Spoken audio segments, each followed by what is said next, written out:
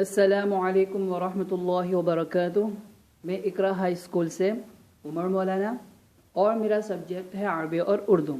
तो आज हम शुरू करेंगे स्टैंडर्ड 4th 2004 में लेसन नंबर 2 अद्दर्सुस्सानी यानी दूसरा सबक।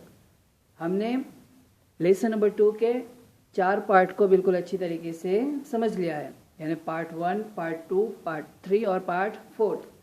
तो आज हम बच्चों शुरू करेंगे सेकेंड लेसन का पार्ट 5। तो उसमें हमें समझना है एक्सरसाइज को। तो बच्चों हमने एक्सरसाइज को तो किताब के अंदर तो बिल्कुल अच्छी तरीके से समझ लिया है, लेकिन हमें इसे नोटबुक के पेज में भी बिल्कुल अच्छी तरीके से समझना है। तो आज जो हमारा पार्ट 5 है उसमें नोटबुक के पेज के अंदर बिल्कुल अच्छी तरीके से एक्सरसाइज को समझना है। तो सबसे पहले देखो, तस्वीर देखकर अरबी से उर्दू लिखिए। तस्वीर देखकर अरबी से उर्दू लिखिए, यानी ये जो तस्वीरें हैं उन्हीं को देखकर हमें अरबी से उर्दू में अल्फाज बनाने हैं। वैसे तो मैंने इसमें समझा दिया है, तो बस हमें इसी एक्सरसाइज को देखकर नोटबुक के पेज को भी बिल्कुल अच्छी तरीके से समझना है, यानी तुम्हें नोटबुक में किस तरह लिखना है वो मैंने यहाँ पे समझा दिया है। तो सबसे पहले देखो, तस्वीर है अब्बू की, यानी अब्बू की तस्वीर है, तो यहाँ पे अब्बू का अरबी होगा अबुन। तो नंबर 1 लिखकर हमें लिखना है अबुन। क्या लिखना है? अबुन, और बराबर की निशानी करके लिखेंगे अब्बू। तो अबुन का माना होगा अब्बू। नंबर 2 देखो बच्चों, अम्मी की तस्वीर है।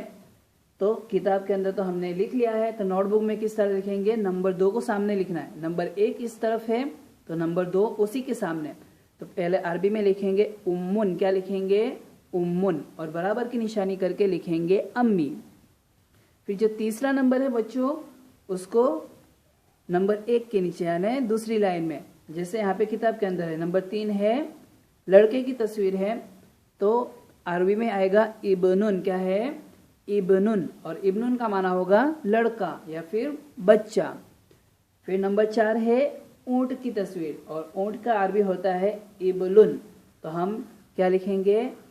इबलुन, या फिर मैंने समझाया था जमलुन। कोई भी एक लिख सकते हैं।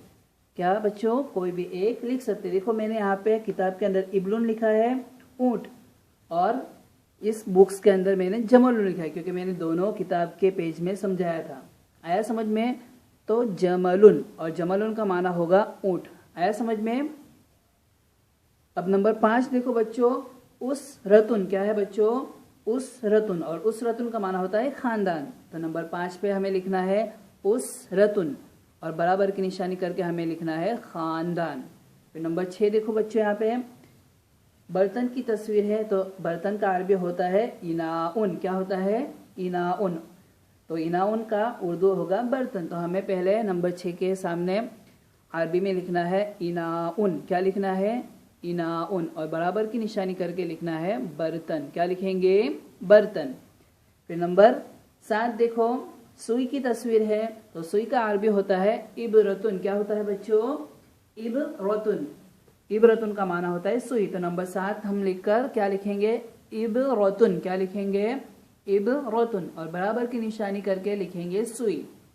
नंबर 8 देखो बच्चों, असदुन। क्या है? असदुन। असदुन का माना होता है शेर। असदुन यानी शेर। तो नंबर 8 के ऊपर पहले हम अरबी में लिखेंगे असदुन। क्या लिखेंगे? असदुन, और बराबर की निशानी करके शेर। नंबर 9 देखो बच्चों, अखुन। क्या है? भाई की तस्वीर है, तो अरबी में आएगा अखुन, और अखुन का माना होता है भाई। तो हम नंबर 9 के सामने पहले अरबी लिखेंगे अखुन, बराबर की निशानी करके भाई। नंबर 10 देखो, बहन की तस्वीर है, तो अरबी में आएगा उख्तुन। क्या आएगा? उख्तुन, और उख्तुन का माना होता है बहन। तो हम पहले नंबर 10 के सामने अरबी में लिखेंगे उख्तुन, और बराबर करके बहन।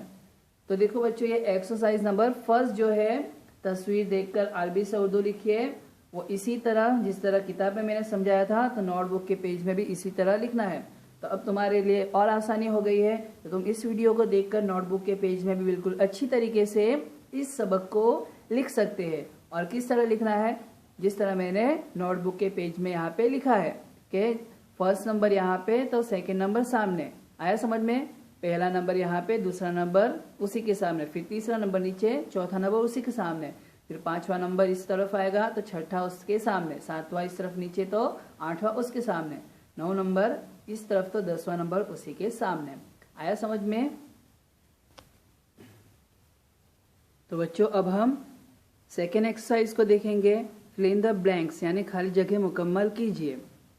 तो उसमें भी कितने नंबर से 5 है, तो 5 खाली जगह है, उसको बिल्कुल अच्छी तरीके से मैंने किताब के अंदर तो समझा दिया था। तो इसी तरह आप नोटबुक में किस तरह लिखना है, तो खाली जगह मुकम्मल कीजिए, यानी एक्सरसाइज नंबर सेकेंड है खाली जगह मुकम्मल कीजिए। उसमें 5 नंबर है। तो जब नोटबुक में लिखेंगे तो इस तरह देखो, हमजा पहले से लिखा हुआ है तो हमें नोटबुक में भी सेम टू सेम इसी तरह पहले हमजा को ज़बर के साथ लिखना है, फिर सीन को लिखना है और उसके नीचे लाइन भी कर देनी है, और दाल को 2 पेश के तनवीन के साथ दुन, तो असदुन, और बराबर करके इस तरफ भी हमें मिलाकर असदुन लिखना है। जिस तरह यहाँ पे है हमजा सीन और दाल, सीन के नीचे लाइन आएगी, फिर बराबर की निशानी करके असदुन। नंबर 2 देखो, हमजा सीन और मीम, हमजा सीन और मीम पहले इस तरह लिखना है, फिर सीन के नीचे हमें लाइन कर देनी है, लकीर खींचनी है, फिर बराबर की निशानी करके मिलाकर भी लिखना है। तो मिलाकर यानी अलिफ सीन मीम इस्मुन, हमजा सीन मीम इस्मुन, तो बराबर करके मिलाकर भी यहाँ पे इस्मुन हमें लिखना है। नंबर 3 देखो, हमजा बा और लाम, यहाँ पे देखो हमजा बा और लाम, तो पहले हमजा और बा लिखे हुए हैं, तो फिल इन द ब्लैंक्स खाली जगह में आएगा लाम, तो हमें यहाँ पे लाम लिखना है 2 पेश की तनवीन के साथ, और लाम के नीचे लकीर खींचनी है। फिल इन द ब्लैंक्स के पता चले कि कौन सा हर्फ खाली जगह में यानी गायब हर्फ कौन सा है। तो हमें यहाँ पे समझ में आ रहा है, पता चला है कि कौन सा हर्फ गायब था, लाम, और बराबर करके हमें इब्लुन लिखना है। नंबर 4 देखो, हमजा सीन रो और ता, तो इसमें जो गायब हर्फ था वो रो था, तो हमने पहले हमजा सीन रो और ता लिखा और रो के नीचे लकीर खींच दी है कि पता चले कि गायब हर्फ कौन सा था, रो था, और मिलाकर भी हमें लिखना है उसरतुन। क्या है? उसरतुन। नंबर 5 देखो बच्चों, हमजा बा रो और ता, तो इसमें जो गायब हर्फ था वो था रो, गायब हर्फ जो था वो रो था, तो जो अल्फाज बना वो क्या बना? इबरतुन। क्या बना बच्चों? इबरतुन। तो बच्चों ये 5 नंबर जो है उसको भी बिल्कुल अच्छी तरीके से समझना है, किताब के अंदर भी देखकर, यानी किताब का जो वीडियो समझाया था उसमें से भी देखकर, और नोटबुक के इस वीडियो को भी देखकर अच्छी तरीके से समझना है, और नोटबुक में बिल्कुल अच्छी तरीके से इसी तरह लिखना है।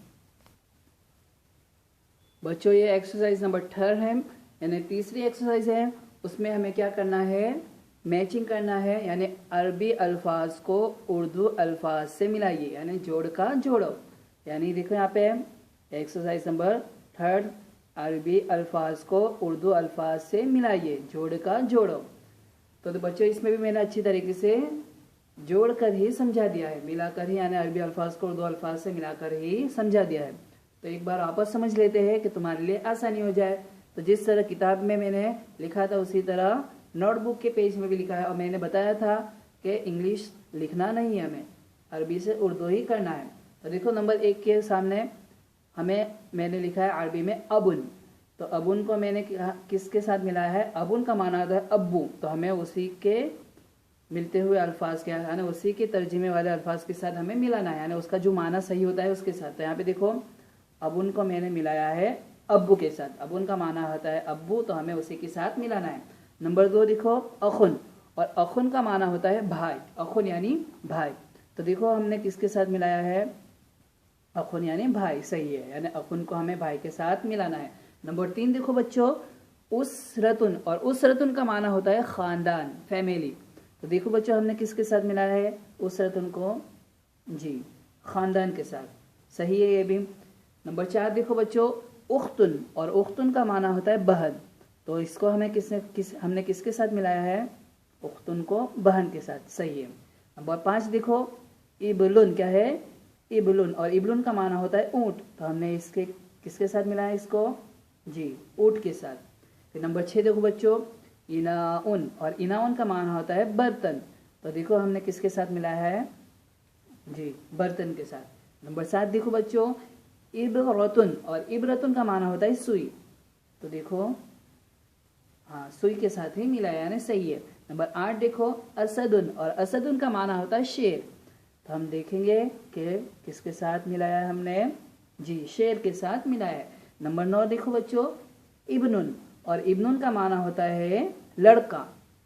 तो देखो हमने इसको भी किसके साथ मिला है, सही है, लड़के के साथ मिला है। नंबर 10 और आखिरी है अब्बुन, और अब्बुन का माना होता है घास। अब्बुन यानी घास। बच्चों इस सबक में ऐसे दो अल्फाज आए हैं, एक तो अब्बुन है और एक अबुन। अबुन का माना होता है अब्बू, अबुन का माना होता है अब्बू, और अब्बुन देखो बा के ऊपर तशदीद है और इस बा के ऊपर खाली दो पेश की तनवीन। तो यहाँ पे है अबुन, अबुन यानी अब्बू, और अब्बुन यानी घास, जो जरी होती है, जो बारिश के मौसम में ज़मीन के अंदर से यानी जो जानवर होते हैं उसके लिए चारा जो उगता है उसे बोलते हैं घास। तो अब्बुन यानी घास। तो हमने इसे किसके साथ मिला है, देखो बच्चों, जी घास के साथ। तो बच्चों हमारा स्टैंडर्ड 4 चैप्टर नंबर 2 का ये पार्ट 5 था जो हमने मुकम्मल कर लिया है, और हमारा सबक भी यहाँ पे मुकम्मल होता है। चैप्टर 2 का पार्ट 5 यहाँ पे हो गया है। तो हमें बच्चों इस सबक को भी बिल्कुल अच्छी तरीके से समझना है और याद भी करना है, और नोटबुक के पेज में बिल्कुल अच्छी तरीके से लिखना है। और इंशाअल्लाह जब स्कूल चालू होगी तब इंशाअल्लाह इसे चेक भी किया जाएगा। तो मुझे यकीन है कि इंशाअल्लाह आप मेहनत करोगे और इसे बिल्कुल अच्छी तरीके से लिख लोगे। अस्सलामु अलैकुम व रहमतुल्लाहि व बरकातुहू।